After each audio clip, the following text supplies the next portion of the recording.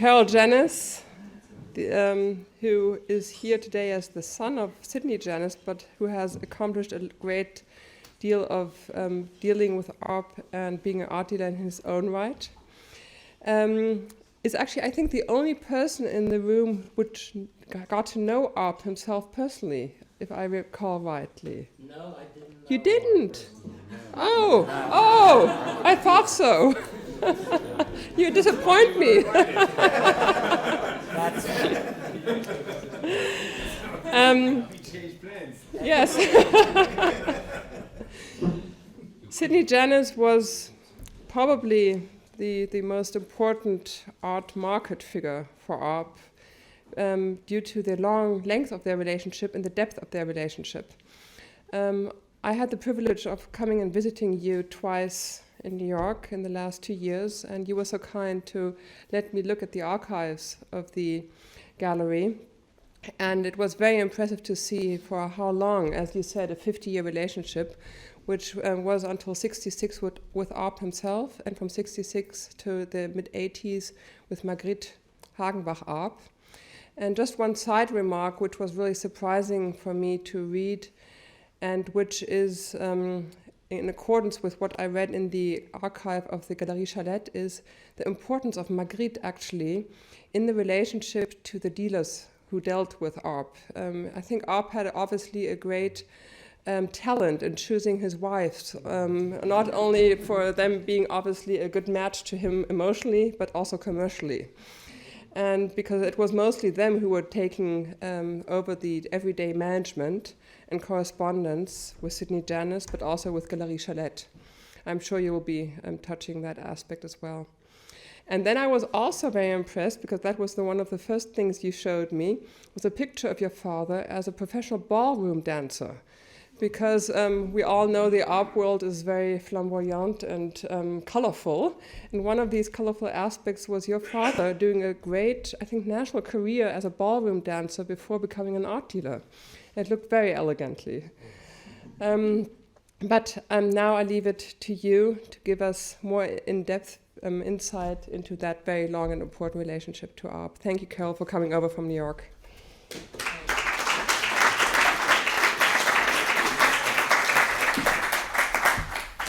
the good thing about going last is one can be brief. So let's start right away. Well, we're not going anywhere. All right. Now, this is my dad as a teenager when he was already a professional ballroom dancer, traveling the East Coast as far as to Chicago with his dancing partner. And the reason I bring this up is because it's maybe not so well known, but Arp has said about Sidney Janis, what I like best about him is when he comes to Europe, he shows me all the newest dance steps. And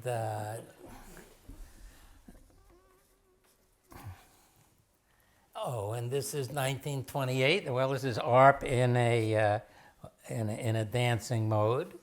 His ficelle on canvas, which the gallery bought early, and we still have it. Now, this is about the same time as the Arp ficelle. My mom and dad are in New York State, and I show them both because she was so important to everything my dad did, including co-writing with him a number of books, co-authoring with him perhaps the best article ever written on Duchamp, co-selecting their collection, and most of all, urging him to open a gallery for years before he got around to doing it. And also she initiated and undertook an interview with Marcel Duchamp in the 50s, and finally, she co-authored a book on collage, one of the first books ever written on collage, and certainly the first in English. And unfortunately, she died much too young in the early 60s. Now, I mentioned their collection, and the reason I bring this up is because the whole gallery aesthetic was already forecast 20 years before the gallery opened in their collection, of which this is just 2/3, but this was shown at the Museum of Modern Art in that date of 35.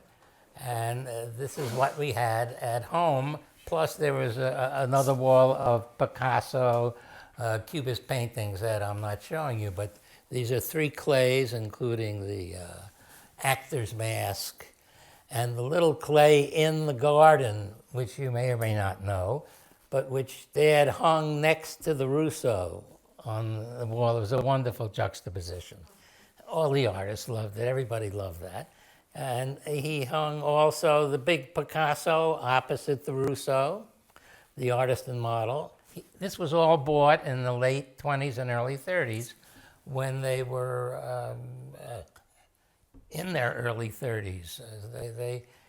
They went right out and formed a great collection, although neither of them came out of the art world, and they all picked it up by going around and seeing shows all the time. And my dad always held that visual knowledge was more important than reading everything, although he had a lot of books, he read a lot, but academic knowledge to him was less important. Beautiful De Chirico. By the way, these were all given to the Museum of Modern Art, and as things go, they sold a few of them. De Chirico is now in London, too bad. The Dali Illumined Pleasures at the right, I just saw at the museum last month. It looks fantastic. And so to continue on with this first really extensive showing of Arp, which has already been mentioned several times, so I won't go into it. It was the Arp Sophie Tauber show, which was, they had both individual works and a few works they did jointly. And I can mention that Frederick Kiesler came to the gallery in 1950 before this show was up. Nothing was up, and he said, he was a very good friend of my family, and he said, well, Sidney, what are you doing this year?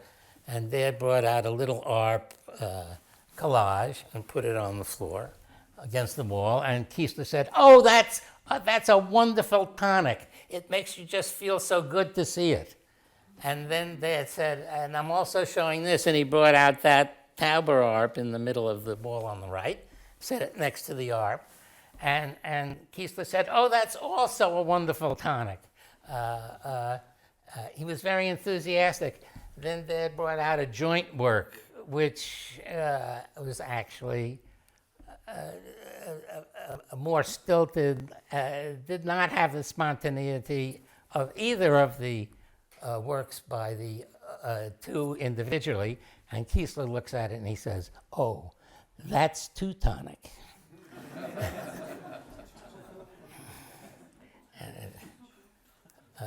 Yes, well, the way I will talk about Janis and Arp is in what I consider the best way. How did the gallery show the artist?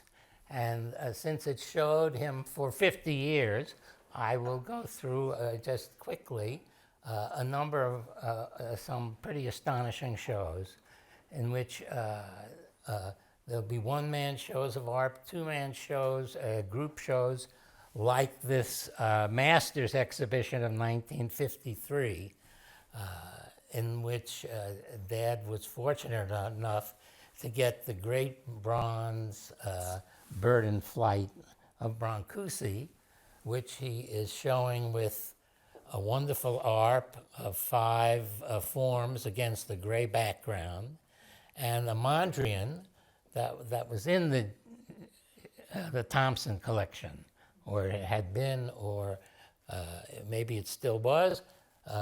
We owned it. We bought it from Thompson, and then when it was auctioned, the gallery bought it a second time. Anyway, it's a beautiful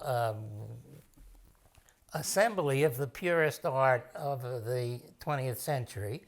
In the far room, which was actually not a showroom, for a gallery room, but was an office showroom, but was sometimes appropriated for a gallery show.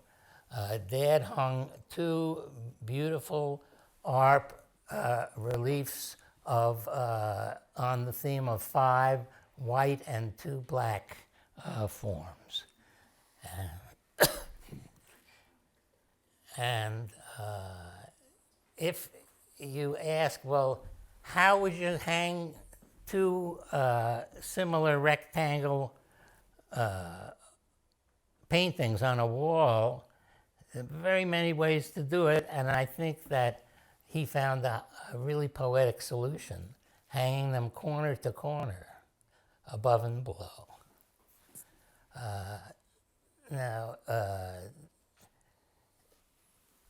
This ARP is especially interesting because not only its form, but its title, which is Forms that Lending Themselves to Interpretation. So that if you call it a pure abstract painting, wonderful. But the forms that are lending themselves to interpretation could be clouds or birds, maybe even animal forms, whatever one is willing to do the interpretation of. And I think that's a very interesting concept of the artist, that he's willing to allow the forms themselves to change in the sense that they change with how you see what they are. Now with the Brancusi, this is not an issue because we know it's a wonderful bird in flight and we have a wonderful base. And the Mondrian, which is in this context a kind of urban element against the aerial elements of the others, make for a whole little a poetry of the installation. Now this is only one side of this particular room. This is the same room seen the other way, in which the Brancusi is seen against a great 1909 Cubist figure by Picasso, very rare, the best the gallery ever had and sold. A later Picasso Dora Maar head, Légers of the 20s, and look at how interesting the forms of the Léger respond to that of the Brancusi. So this is it's an ideal kind of installation, which the gallery did rather consistently. Now I want to go to 1959. Not that we're doing anything about de Kooning, which this he posed at the time he had this show in 1959, and he was not in a good mood when he came to the gallery, because I was there at the time. He walked in early, and he said, "I see my style everywhere. I'm sick of it," quote unquote.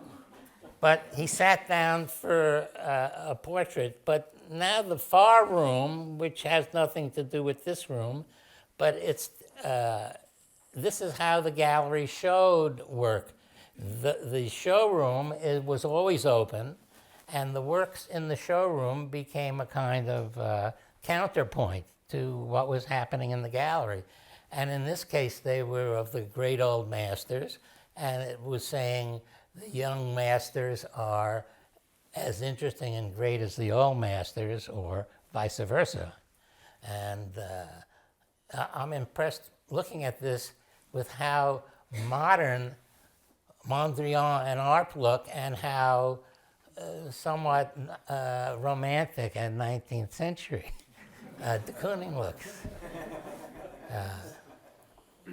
Now, a year or two later, they had brought out the Mondrian and Arps and did what was probably aesthetically unsurpassed two-man show. That, well, the two-man show is something that he favored. We did a number of two-man shows, but nothing really, few could compare to Arp and Mondrian. And the dialogue between the curvilinear and the rectilinear, and the purity of the whole group, was something of wonderful to see every day, always fresh. Now these two marbles, the floral nude we've seen before, and this other marble was called at the time Lion of the Cyclades, or Remembrance of the Cyclades. Above it is Mondrian's Place de la Concorde, which was bought by Jim Clark in Dallas and went off there. The three Mondrians Dad gave to the Museum of Modern Art, three great late ones, and when it came time to buy the big Pollock #1, they didn't have any money, so they sold one of the Mondrians. Well, which of the three would you sell if you're the director of the museum? I mean, it's hard to say, but Bill Rubin sold the one in the far room out there, which was a single blue square in this mesh of black lines, which when the National Gallery of Ottawa bought it, put it on the front of their catalog, and it was a Mondrian scholar who was running the museum, and he said, "Oh, we've just acquired the greatest small Mondrian that the artist ever did." So sometimes you do you make a little bit of a mistake. This is a well, they had to buy the Pollock. You had to have the Pollock, and that was almost $1 million. And my dad left them these paintings with the proviso they could sell them, which I told him leaving to the museum is a wonderful idea, but I think giving them the right to sell is not so great, because what happens, et cetera, and he said he didn't care, that once they have it, they can do what they want, and that's what they do. Now, this beautiful 5 and 2 is a third one of the 5 white and 2 black.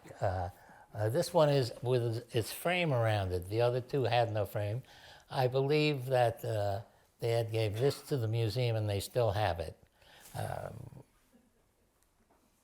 Now, this is the same room with the two sculptures on the right that we were just looking at. So it's the other side of the room with New York City in the middle and two beautiful white reliefs of Arp, and another white one, and the crystalline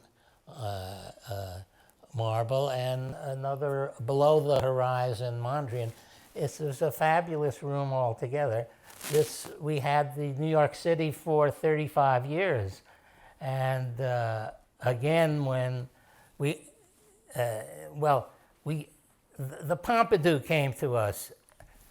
When they did the Pompidou, they found that they had no Mondrians in Paris. Although Mondrian had lived there 20 years, there was not one painting in any personal collection nor in any of the museums. So they ended up coming to Dad and asking him to help out, and he made this New York City available to them. So again, when that was going to happen, I wanted that to be in New York. I thought that should be in New York City. So I called up Bill Rubin. I said, Bill, we're getting ready to sell this. MoMA should have it. And he said, well, we have Trafalgar Square and Broadway Boogie Woogie. We don't need it. So, okay. So then it got sold to Paris. And then when they did the great Mondrian show a few years later, it came back to New York in that traveling show from Holland. And Bill called up and he said, now what price did you say that New York City was? And I said, well, I never said a price because you said that you didn't even need it. He said, oh, I know, he said. But it was so beautiful in the show. It was so pure and radiant. Well, anyway, let's go on to another. This is a third corner of the same room. And I must say that if you're a lover of purist art of the 20th century, this show was a kind of paradise. Now, a few of the group shows that Arp was featured in, and there were many a show in which he was featured in group affairs. Here the classic figure on the right, the marble, set next to Brancusi's The Beginning of the World. That Beginning of the World was also bought by James Clark, went to Dallas, and now that and the Mondrian and other things are all in the Dallas Museum. But here the Brancusi and Arp are placed with Surrealist works, Magritte, Miro, Ernst, and of course there are other small Arps set on Arp bases, a dark 3 buds on a light base, and the light pagan fruit on a dark base. And that motif of light-dark is carried actually throughout this side of the room. Now, here's the same show seen the other way, and with a very fine Léger. I'm not sure if that's the one that's just coming up for auction or was in London, and then another Léger in the far room, Kandinsky, and a big bronze Arp below it. I don't know if you can see it very well, and a Vlaminck made its way into the show. Well, Dad did the first show of Fauvism in America, so we had still a few Fauves. He put it in this show. This is the show that Seymour Knox came in and saw the big Arp, which was not available. And he said to my dad, can I get a bigger one? And Dad said, well, I'll write Arp. And he wrote, and he wanted an 8-foot. This was only 6 feet. So Arp eventually agreed, and he made an 8-foot version of Figure Classique, which, despite what my good friend Don Judd said, I find quite a unity of form in, and it doesn't. If you're bothered by this piece, I suggest it's probably too figurative for you, especially if you're an abstract artist. There is a classicizing element in Arp that came in strongly in the 40s, and this is one of the pieces. But when you see this up in Albright Knox, it's a glory of their collection, and I think you said that, didn't you, David? Yes, we agree.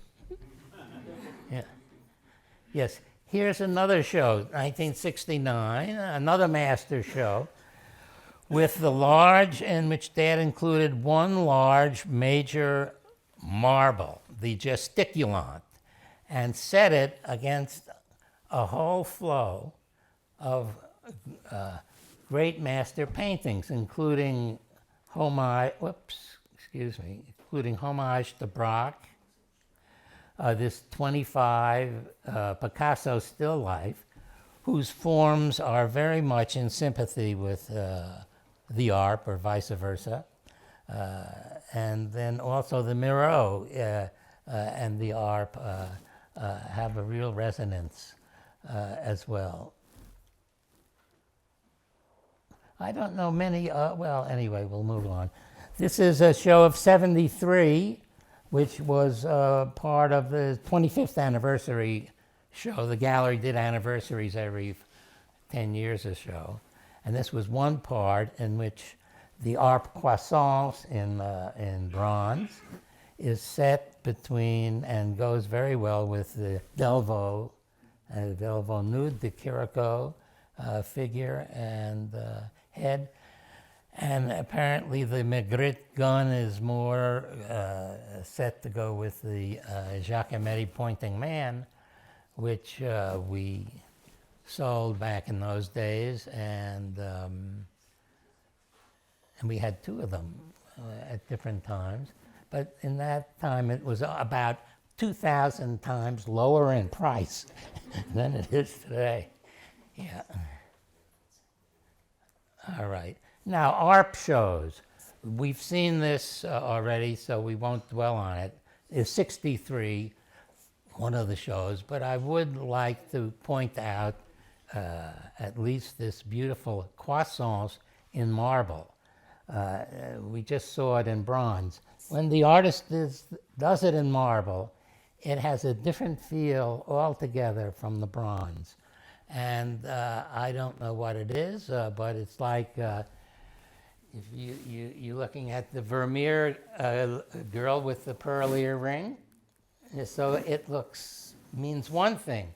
Then you read about it, it's not a pearl earring, it's probably glass. Oh, that means you see it very differently.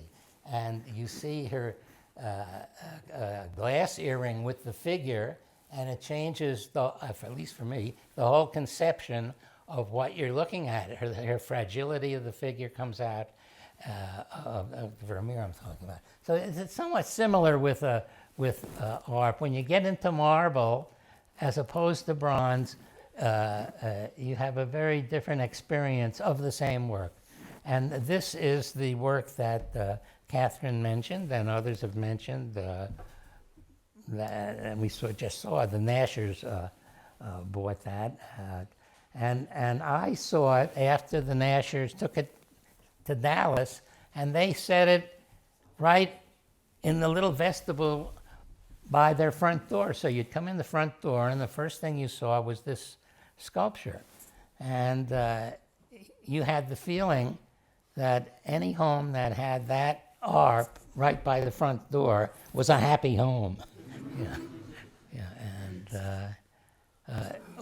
also I love the torse mask, this wonderful relief with the navel and the torsos. And especially I would point out this very happy combination, the marble coupe de nuage, coupe de nuage set on Arp's own base. And I assume this is my dad's doing, but he might have seen something like this at the studio because he visited Arp. And as a matter of fact, Dad was not really a great admirer of sculpture in the early days because his collection was all paintings. He didn't have sculpture. But he said that he never had as intense an experience of sculpture as walking through Arp's garden and seeing the way he had his sculpture set through all of nature. And it was something that really haunted him. Anyway, I'm going to show you now a few of the Arp shows to really show you how the gallery, well, in this case my dad, how he organized some rooms of ARP and how it changed over time. This one, you see, he was interested in up and down and a kind of a curvilinear thing that flowed through it.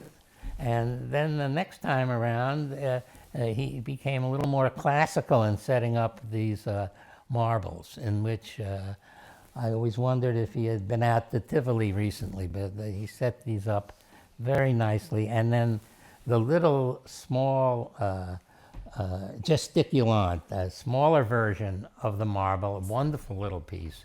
I wish we had it back. I don't know where it is now. Maybe David knows where it is. But this is 68. Now moving on to, all right, then he begins to cluster it all together more.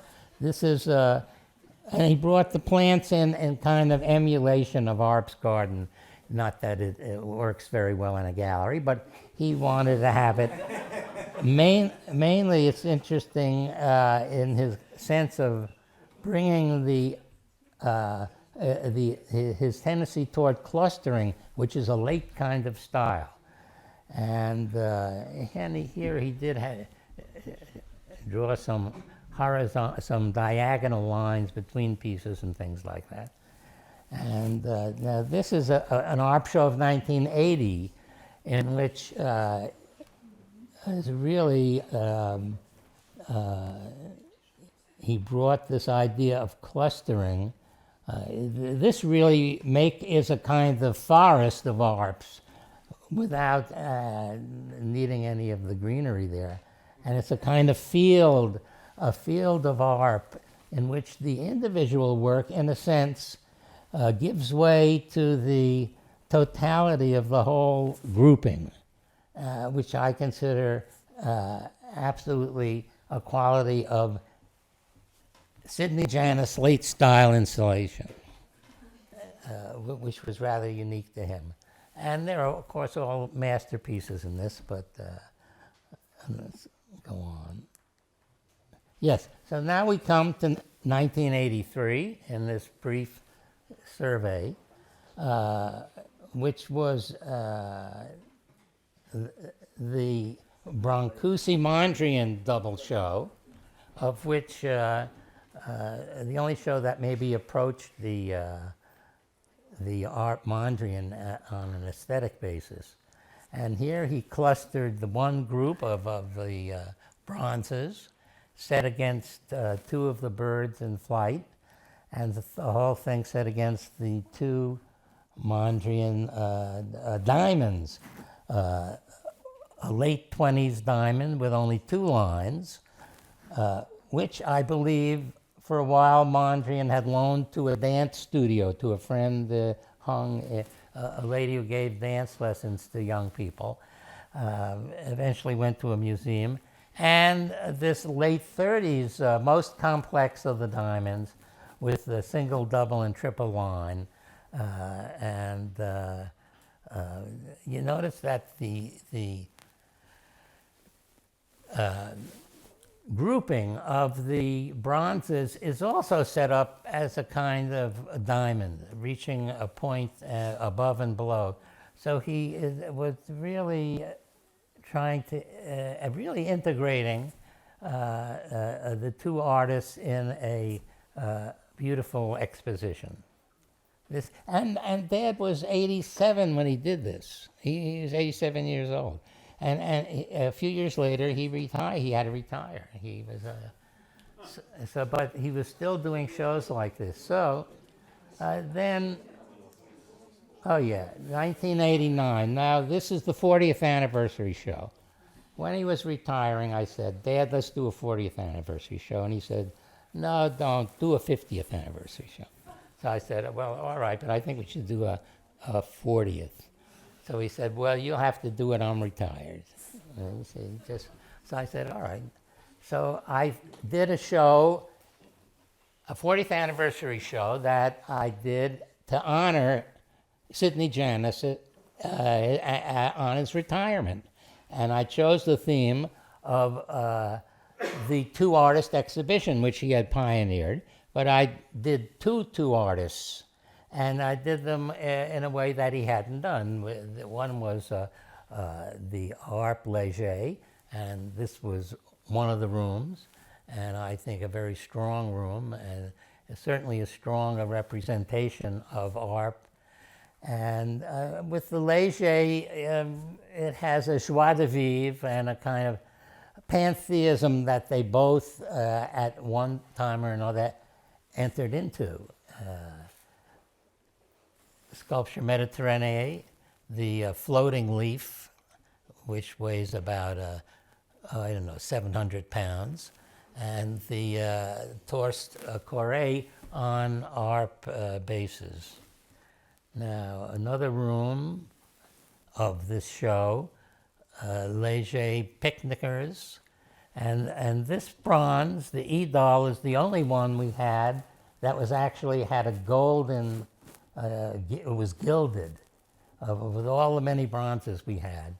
And it's shown here with the 1922 Assiette Fourchette et Nombril, 1922 relief, painted relief, kind of gilded bronze, and the natural marble, all of whose forms and colors are nicely going with our Léger. Now, the other half of the show was Mondrian and Giacometti. And now, Dad loved Giacometti. He did more for Giacometti. In fact, James Lord once said in a dinner in Paris that Sidney Janis did more for Giacometti in America than anybody. And Dad did not even represent him. But Dad could buy works from Met Gallery. And by the way, he bought Arp's works too. The way he worked with Arp is, you know, he went to the studio and then he talked and they made special prices, and he bought all the works and brought it over. So we always had a lot of Arps and beautiful Arps, and if they didn't sell, then you just had more Arps around. And eventually they all did sell, but it didn't really, it was a good way of going because he didn't have to ever think about sending them back, you know, packing them and returning them. His first show was Léger. He opened the gallery with a Léger retrospective. He borrowed from 1909 to 48, and he borrowed about 40 paintings from Léger, brought them all to America, did the show, sold one painting, and had to send all the rest back to Léger. It was very expensive. So that's when I think he got the idea it's better to buy the works, and if you could do it, and he didn't have much cash, but he worked it out. Now, Dad, while he loved Giacometti, he would never put him with Mondrian because, for his generation, the classic idea and an expressionist surface don't go together. On the other hand, for my generation, that was what was very interesting. And I felt that the spiritual affinity between the artists would trump the difference in, if people felt the difference in the style. And here's another room of Mondrian Giacometti with and then a second cast of the Arp, by the way, which is called Nous au Bourgeon, and the Arp in the back. And I think the line and interval of these artists is really quite, it really worked out very well. Anyway, moving on. Yes, and then there was one point in the show where you could see the four artists together, and you could see then Arp with Mondrian. That's the Thompson painting that came back again. This is the Demeter. Now this one again, our friend Don Judd picked out for being so lousy, but if you know about Arp marbles, it's quite a beautiful marble, but you have to like a figurative idea. And now somebody asked about Arp's, you know, in popular culture. It's true that in the 50s, there was a kind of a shmoo image that Al Capp invented for Little Abner. A shmoo looked just like this ARP. And the shmoo went around and did a lot of things, I think. I can't remember what happened. Anyway, nevertheless, beautiful too, I think, is the Mondrian, Léger Mondrian in 3 planes of depth. That worked out very nicely here. Now, moving on, then 1990, time to do another ARP show. I did this one, and my approach is obviously very different. I like a lot of space around the works. I like the works have their individuality, and I think their spacing is somewhat similar to the spacing in the beautiful relief which we borrowed from MoMA. And this is a bronze of the Torstel, a wonderful piece of which came up for auction. That was ARP's own, with a very black patina, beautiful black patina, about 8 years ago.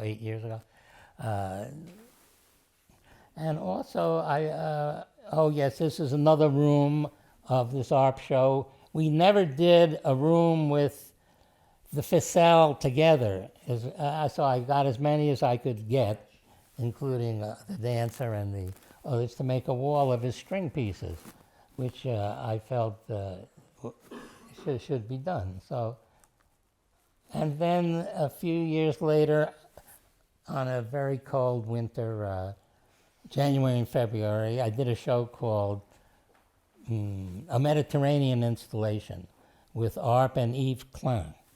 And I think they worked together quite wonderfully, and they both brought out luminosity to the marbles that that are there, but one doesn't usually see it. This étoile, the Demeter, and the sculpture Méditerranée, which we sold to the National Gallery of Japan in Tokyo. And well, now that just about brings me 92 is almost 50 years. Oh yeah, one more. This was the 50. We did a 50th show, and this is a corner of it with Brancusi, Arp, Mondrian, Léger. And Dad mentioned to me only at the end of his life that he had a chance to represent Arp or Henry Moore. And he told me he felt he couldn't handle both artists. So early on, he made a selection.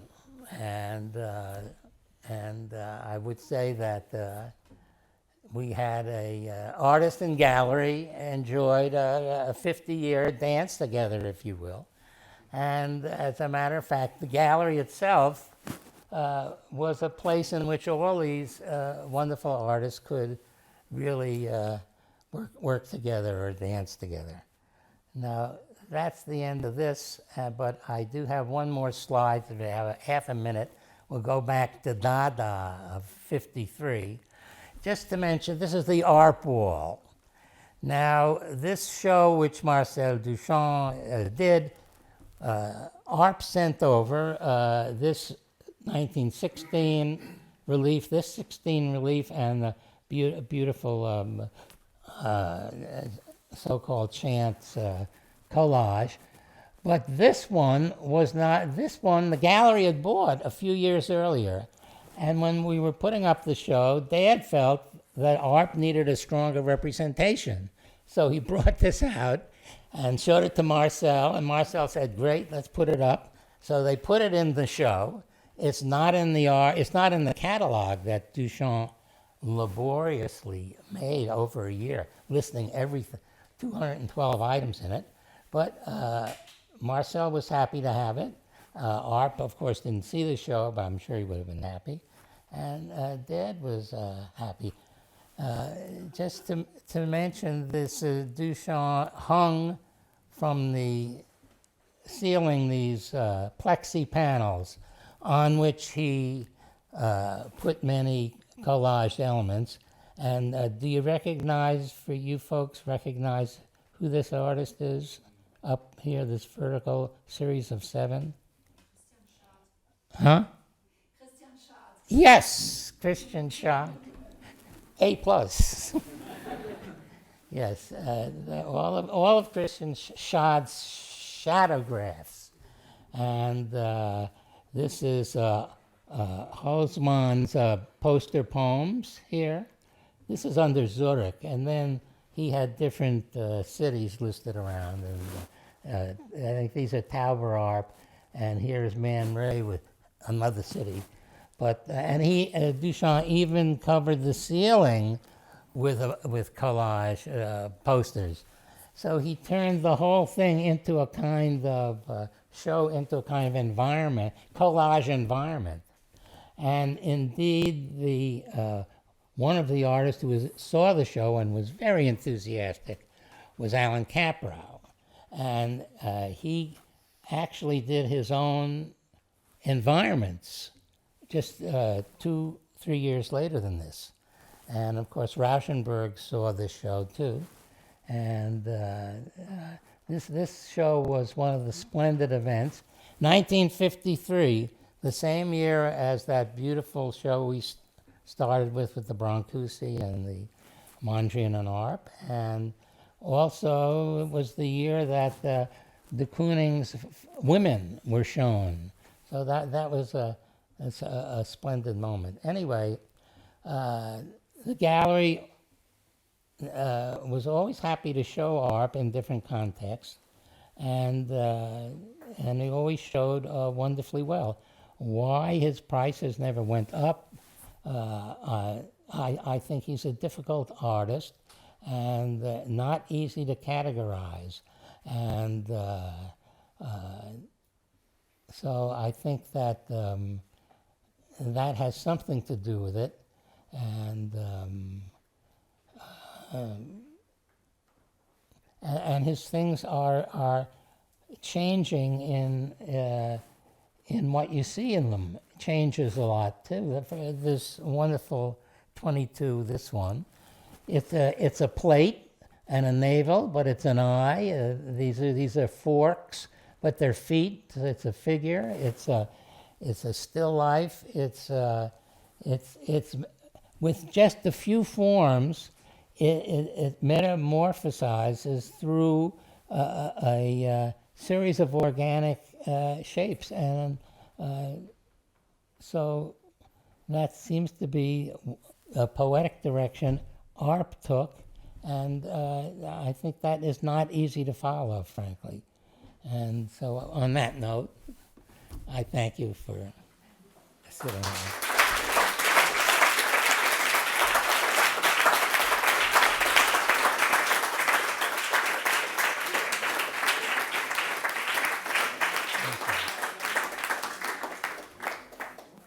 Questions? If there's a question, I'll be glad to. Questions? Okay. Carol, I can only say You must have. Mondrian and Arp were paradise. The rest was paradise. Yes, it was paradise. Yes. Well, I mean, in that show, that was if I meant it for that particular show, which I think was one of my favorites. Well, okay, the rest is paradise as well. Yeah. All right, that's the title of another work.